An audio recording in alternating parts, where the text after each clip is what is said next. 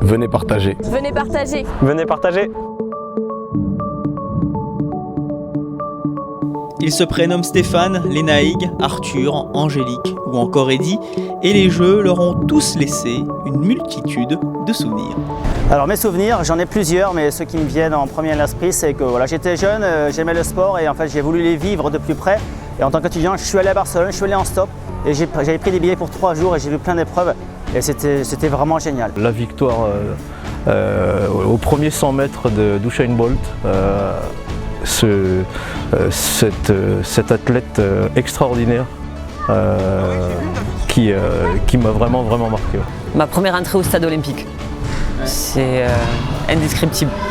C'est vrai que la première entrée dans le stade où on parade avec toute la délégation française, c'est un moment très émouvant et on sait que plein de monde nous regarde et c'est une fierté aussi.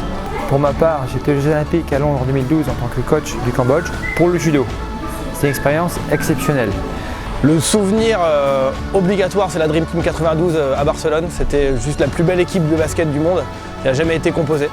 C'est vrai que quand j'étais plus jeune, j'ai pratiqué l'athlé et j'idolâtrais énormément Marie-Josée Pérec. Et c'est vrai que c'est une fabuleuse athlète qui s'est beaucoup révélée sur les JO. Et c'est vrai que mon plus beau souvenir, ce sera peut-être elle. Ouais. Kevin Meyer, gros souvenir, grosse sensation, découverte du sport. Eric Moussambani qui, suite à 2 faux départs de nageurs à côté de lui, avait fait un 100 mètres seul dans la piscine et devant tout le monde et qui avait été respecté de tout le monde. La victoire de Julie Bresset aux Jeux Olympiques de Londres en 2012 en VTT et cross-country. Le souvenir qui m'a le plus marqué, c'est Alex Sébastien, donc un grand boxeur olympique. C'était lorsque Tony Estanguet il a gagné aux Jeux Olympiques de 2012. Ah oui, en tant que Français récemment, Teddy Riner, double médaillé en 2012 et en 2016. Des joies, des peines, des déceptions, tout simplement des émotions impérissables que chacun souhaite revivre lors des Jeux Olympiques et Paralympiques en 2024 et bien sûr à Paris.